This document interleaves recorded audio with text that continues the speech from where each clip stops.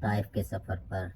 طائف مکہ سے تقریباً 90 کلومیٹر کے فاصلے پر واقع ہے اور اس پر ہم نے ٹیکسی پر جانے کا فیصلہ کیا۔ ٹیکسیوں والوں نے کسی بندے نے ہم سے فی بندہ 100 ریال کا مطالبہ کیا، کسی نے اس سے تھوڑے سے کم۔ اس گاڑی والے نے ہم سے 400 ریال لیا آنے جانے کا۔ ہم نے سفر تقریباً 8 بجے سٹارٹ کیا تھا۔ رستے کے اندر ام القریٰ یونیورسٹی اور مینا گزرتا ہے۔ آگے چیک پوسٹ آئی اور اس بھائی نے بتایا کہ ہم نے وہ اوپر پہاڑی کے اوپر جانا ہے، جہاں پر یہ موسم جیسے جیسے اوپر جا رہے تھے موسم ٹھنڈے سے ٹھنڈا ہوتا جا رہا تھا۔ طائف ایک ٹھنڈا شہر ہے اور بہت ہی خوبصورت شہر ہے۔ اسے مکہ کا گارڈن آف مکہ بھی کہا جاتا ہے۔ یہ کوئی اور چیز نہیں تھی بلکہ یہ ٹاور تھے جو بڑے اچھے انداز میں بنائے گئے ہیں۔ سب سے پہلے ہم حضرت عبداللہ بن عباس رضی اللہ عنہ کی جو مسجد ہے اس کی طرف ہمیں لے کر جایا گیا۔ گاڑی ہم نے پارکنگ میں کھڑی کی اور حضرت عبداللہ بن عباس کی مسجد کے باہر جب ہم گئے تو وہاں کے بہت زیادہ پھل بیچنے والے کھڑے تھے، جہاں انگور، سیب اور مختلف چیزیں جو بکتی ہیں جیسے کہ اولیو اور تین یہاں بہت زیادہ عام ہے۔ مسجد کافی بڑی بنی ہوئی ہے اور اس کے ساتھ یہ لیفٹ سائڈ کے اوپر حضرت عبداللہ بن عباس جو نبی کریم صلی اللہ علیہ وسلم اور حضرت علی کرم اللہ وجہ الکریم کے کزن ہیں، اور یعنی کہ حضرت عباس کے بیٹے تھے۔ یہ آپ ادھر تشریف لے آئے تھے، آپ نے یہیں پر اپنی زندگی گزاری۔ ان کی قبر جو ہے نا 4 دیواری بنا کر بند ہے، لیکن اس کا اندر کی طرف سے رستہ ہے، لیکن وہ کھلا ہوا نہیں تھا اور نہ ہی ہمیں جانے دیا گیا۔ یہ عورتوں کا تھا۔ میں جانے لگا تو پیچھے سے وہ بنگالی نے آواز دی کہ بھائی آپ نہیں جا سکتے، واپس آ جائیں۔ تو ہم مسجد کی طرف چلے گئے۔ مسجد میں ہم نے نوافل ادا کرنے کے لیے، مسجد کافی خوبصورت بنی ہوئی ہے اور کافی اچھی بنی ہوئی ہے۔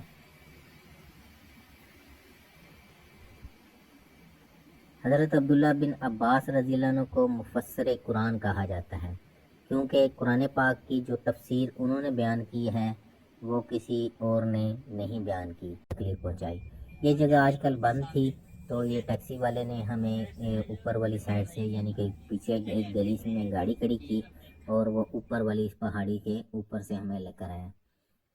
یہ وہ پہاڑی ہے جس کے بارے میں کہا جاتا ہے کہ وہ یہاں پر وہ کھڑے تھے اور انہوں نے آپ صلی اللہ علیہ وسلم کو پتھر مارنے شروع کیے۔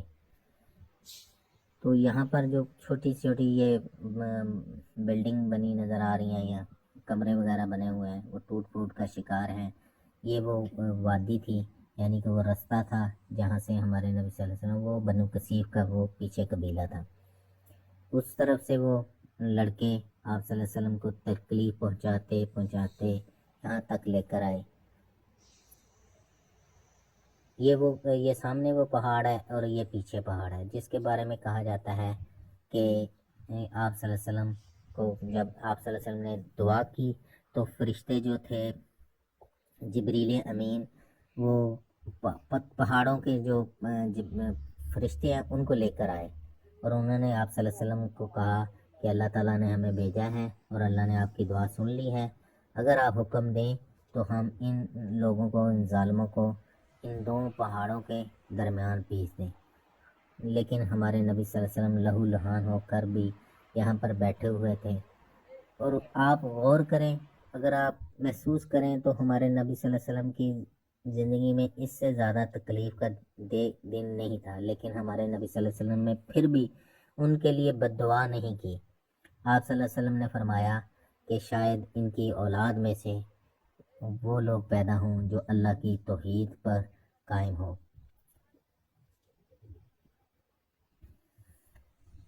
ان 2 پہاڑوں کے بارے میں کہا جاتا ہے کہ شاید وہ جگہ ہے جن کے بارے میں فرشتوں نے کہا تھا کہ ہم ان کو مسل دیں، چٹنی بنا دیں گے آپ اگر حکم دیں۔ یہ جگہ کو اس لیے بند کر دیا گیا ہے کہ لوگ جو ہیں الٹی پلٹی حرکتیں کرتے ہیں، جس کی وجہ سے جن لوگوں نے ان جگہوں کو زیارت کرنی ہوتی ہے یا ان کا کوئی ایسا عمل نہیں ہوتا، جس کی وجہ سے دوسروں کو بھی فیس کرنا پڑتا ہے۔ یہ دیکھ لیں، یہ تھور کے درخت ہیں، پودے ہیں، ان کے اوپر بھی یہ پاکستانی اور انڈین، ہندی اور اردو انگلش نام جو ہیں لکھے ہوئے تھے۔ پتہ نہیں، مجھے نہیں سمجھ آتی ان لوگوں کا کیا عقیدہ ہے کہ کیوں ان چیزوں کے اوپر نام لکھتے ہیں۔ مسجد نبوی میں نے دیکھا وہ ڈیوائڈر کے اوپر نام لکھتے ہیں۔ غار حرا کی اگر آپ ویڈیو دیکھیں، اس میں آپ دیکھیں گے وہ پتھروں کے اوپر نام لکھے ہوئے تھے۔ اور یہ طائف کے اندر میں نے تھور کے پودوں کے اوپر بھی، جو جہنمیوں کی خوراک ہے، تھور کے بارے میں کہا جاتا ہے کہ یہ جہنمیوں کی خوراک ہے، اس کے اوپر بھی لوگوں نے اپنے نام لکھے ہوئے ہیں۔ پتہ نہیں کیا ان لوگوں کو ملتا ہے۔ پھر ہمیں گاڑی والا جو ہے نا، یہ ساتھ ہی اس کے جو ہے نا وہ باغ ہے، جس پر ہمارے نبی صلی اللہ علیہ وسلم کو حضرت زید بن حارثہ لے کر آئے، اور آپ صلی اللہ علیہ وسلم اس طرح سے ان گلیوں میں چلتے چلتے، گلیاں تو نہیں ہوں گی اس ٹائم، وہ باغ تھے، یا آپ اس ٹائم کا وہ گھر ہوں گے، اس طرح سے ابھی بھی یہ کچی گلیاں بنی ہوئی ہیں۔ ہم چلتے چلتے مسجد ہمیں نظر آئی۔ اس مسجد کو مسجد عداس کہا جاتا ہے۔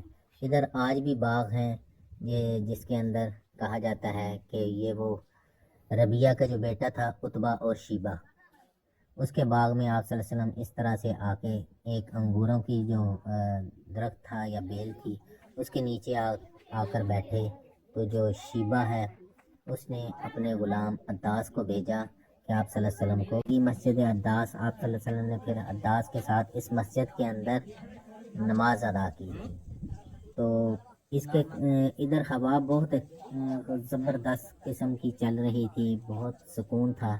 یہ سامنے جو درخت بنا ہوا ہے، اس کے نیچے ہم جب بیٹھے تو اتنا زیادہ سکون تھا کہ جو قابل بیان ہے، میں بیان نہیں کر سکتا کہ اتنا سکون ہے اس درخت کے نیچے ہمیں بیٹھ کر ملا۔ اس کے اوپر لکھا ہوا ہے کہ عداس جو ہے ایک نصرانی تھا، اس نے آپ صلی اللہ علیہ وسلم کو انگور پیش